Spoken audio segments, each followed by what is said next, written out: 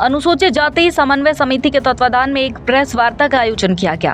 Press वार्ता के माध्यम से समन्वय समिति के सदस्यों ने झारखंड सरकार के मंत्री राधाकृष्ण किशोर के द्वारा सरकार को अनुसूचित जाति के समस्याओं से अवगत कराने के लिए लिखे गए पत्र के लिए धन्यवाद ज्ञापन किया। साथ ही झारखंड सरकार से अनुसूचित जाति की समस्याओं को जल्द से जल्द समाधान करने की मांग की।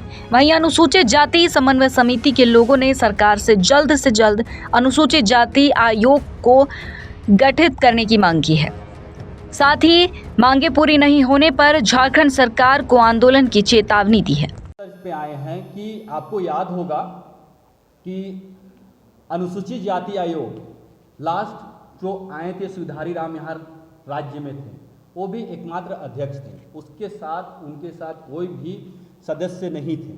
उनके निकलने के, उनके कार्यकाल खत्म होने के उपरांत यहाँ पर किसी भी प्रकार का आयोग में गठन नहीं किया गया। अब आप इस चीज़ को समझिए ऐसे, अभी जैसे फॉर एग्जांपल मैं अभी बगल में बोलना चाहूँगा, अभी 2 दिन पहले रैम का विवाद हुआ। जब मामला सरकार तक नहीं पहुँचा, सरकार उसमें नहीं ली, तो वो लोग कहाँ गए? वो लोग अपने आयोग में गए, आयोग के पास अपनी विनती को रखें। हमारे पास ऐसा कोई ऑप्शन नहीं है। हम अपनी बातों को कहाँ रखेंगे? जब सरकार हमारी बात नहीं सुनेगी, हमारे लोगों की बात नहीं सुनेगी, जब प्रशासन हमारी बात नहीं सुनेगी, तो आयोग संविधान ने क्यों बनाया? आयोग संविधान में इसलिए बनाया गया क्योंकि जब प्रशासन आपके खिलाफ हो तो आयोग आपके संवैधानिक मूल्यों की रक्षा के लिए होगी। लेकिन वो आयोग आज 5 वर्षों से खाली है। उस आयोग के लिए हम लोगों ने सरकार को ज्ञापन दिया, कई बार सरकार को हम लोगों ने कहा, लेकिन आयोग के बारे में किसी प्रकार की कोई बातें नहीं हुई। आपको ज्ञात होगा टोटल पॉपुलेशन का 50 लाख की संख्या अनुसूचित जाति की है। उस 50 लाख की संख्या में हमारे जो 3.5 करोड़ की संख्या के 50 लाख में 81 विधायक में 9 विधायक अनुसूचित जाति के हैं। लेकिन वो 9 विधायक में एकमात्र विधायक हैं जो वित्त मंत्री है, सेकंड लेवल के मंत्री हैं, उन्होंने बात रखी। हम लोग उनकी प्रशंसा करते हैं और उनको हम लोग धन्यवाद देते हैं कि हमारी जो वर्षों से लंबित मांगे थी, एकमात्र मंत्री ने उस मांग को हमारे मीडिया के बीच में लाए, पत्र के माध्यम से मुख्यमंत्री को दिए। लेकिन उसके अलावा जितने भी 8 विधायक हैं, उन्होंने ना उनका समर्थन किया, ना उन्होंने उसमें कोई प्रतिक्रिया की।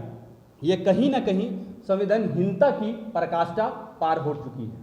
क्या 50 लाख की प्रतिनिधित्व करने वाले 9 विधायक और जो अनुसूचित जाति के रिजर्व सीट से ही जीत के आए हैं, उसमें एक ही विधायक ने कहा, बाकी क्या पूरे झारखंड में कोई लीडर्स नहीं है जो इस बारे में प्रतिक्रिया करे? हम लोग सभी लोग हमेशा ये मांग रही है, हम नेता किसी भी पार्टी का हो, अगर उनके साथ दुर्व्यवहार होता है तो हम लोग हमेशा उनके साथ खड़ा रहते हैं। आप इस चीज़ को मानिए, 2007 के परिसीमन में 2 लोकसभा शेड्यूल कास्ट के लिए आरक्षित की गई थी, लेकिन उसके बाद परिसीमन किसी कारणवश नहीं हो सका। आने वाले कल में हो सकता परिसीमन होगा, लेकिन हमारे परिसीमन में हमारी चीज़ों को, हमारी जनसंख्या को, हमारा प्रतिनिधित्व कट किया जाता है। आप देखे होंगे मेयर के चुनाव में हमारी सीट आरक्षित की गई थी, उसको चक्रानुक्रम के आधार पे जो रखा गया था, तो जनसंख्या के आधार पे टीएससी से अनुशंसा करके फिर उसे आरक्षित शेड्यूल ट्राइब के लिए की गई। तो हमें कोई उससे दिक्कत नहीं है, ठीक है। यहाँ के लोग हैं, मूल निवासी है, एसटी भी हमारे भाई है, लेकिन हम भी अपनी मूल्यों की रक्षा के लिए, अपने संवैधानिक रक्षा के लिए, हम भी अपनी लड़ाई के लिए है। हमारा भी कुछ मौलिक अधिकार है। हमारे अधिकार के लिए, हमारे मौलिक कर्तव्य के लिए सरकार क्यों संवेदनहीनता की पराकाष्ठा पार कर रही है? हमारी मांगों को सरकार क्यों नहीं मांग रही है? हम लोग कुछ दिन पहले, हमारी मांग कई वर्षों से है बाबा साहब की प्रतिमा को लेकर, ना विधानसभा में बाबा साहब की प्रतिमा है, ना नई विधानसभा से लेकर नए हाईकोर्ट में बाबा साहब की प्रतिमा है। आप यहाँ तक देखिए, हम लोग छात्रावास की मांग करते हैं राजधानी में। अब आप एक बात बताइए, पूरे 24 जिला के बच्चे कहाँ पढ़ने आते हैं? 24 जिला के बच्चे तो राजधानी में पढ़ने आते हैं। राजधानी में एक भी अच्छा शेड्यूल कास्ट का छात्रावास नहीं है। तो ये कहीं ना कहीं ये बाकी जो चीज़ें हैं हमारे समाज की, बहुत सारे बंधु अपनी अपनी बातों को और रखेंगे। हम लोग बस इतना कहना चाहते हैं आप लोग के माध्यम से सभी नेताओं को, सभी विधायकों को और अन्य सभी मंत्रियों को, कि हमारे बोर्ड के माध्यम से आप सदन में गए हैं। सदन में हमारा 1/10वां हिस्सा है।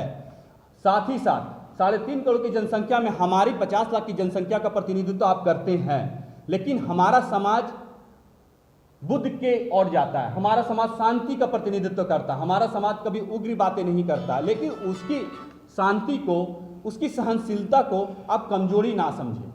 इसलिए कमजोरी ना समझे क्योंकि हम लोग अगर मांग सकते हैं तो हम लोग आंदोलन भी कर सकते हैं, हम लोग सरकार का विरोध भी कर सकते हैं, और हमारे समाज के लिए, हमारे समाज की लड़ाई के लिए अगर संपूर्ण समाज अगर एक हो जाता है तो कहीं ना कहीं ये बात मान के चलिए कि फिर सरकार डगमगा जाएगी। सरकार जिस जगह पे है दोबारा जो आई है 2.0 शायद अगली बार ना आ पाए।